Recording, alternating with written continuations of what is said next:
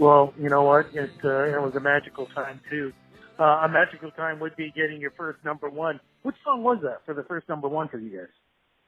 I think it might have been Pretty Lady, actually, when I think about it. Was. We had a bunch of top 10 records, but Pretty Lady was maybe the first one that went to the top of the charts. Do you remember when you found out what that was like? It was nice, but I think it started to be nice even before the magical number. It's nice when you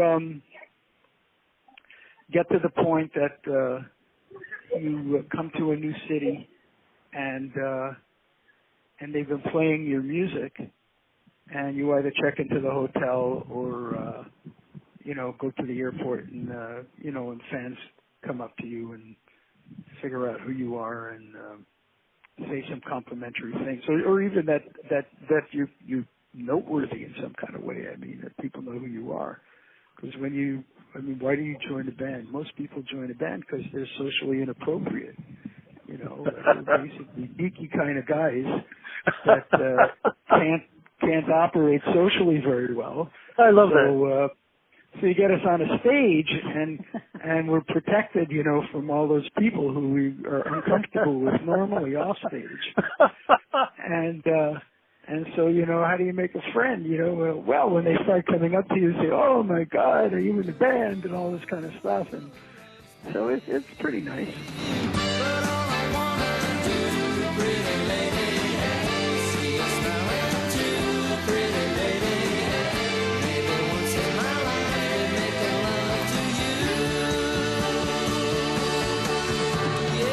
Well, if you don't think it's nice, you don't stay in the band because you don't get much sleep.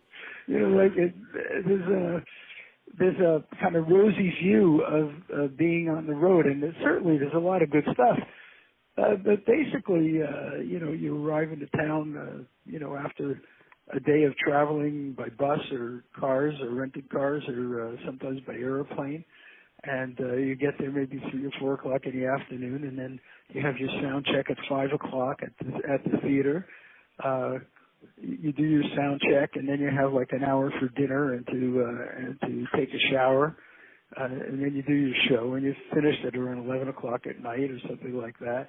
And then you go out for a beer or a pizza or whatever it is, and that's like 1 or 2 o'clock in the morning, and then you get up at 5 o'clock in the morning because you have to get the next bus or the next thing. And it's just like that for most of the time.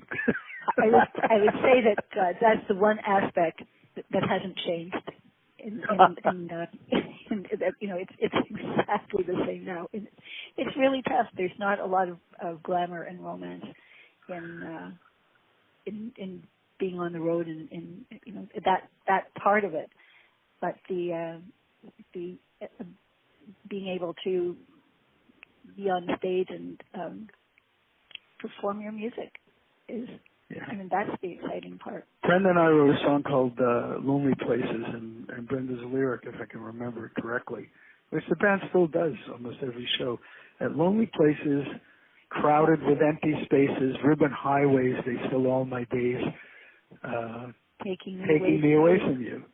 Because, of course, if you had a significant other or a wife or something like that, or kids or whatever it is somewhere, you're trying to, in between all of that traveling and all of that recording, you're trying to like hang on to some semblance of rootedness, and there just isn't any. So it's kind of tough.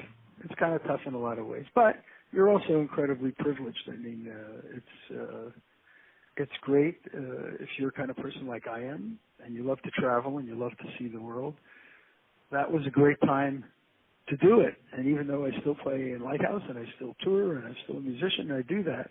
I don't do it with the intensity that I used to do it, and make sure I have a lot more time to do some sightseeing and visit friends and do that sort of thing nowadays than back in that golden era.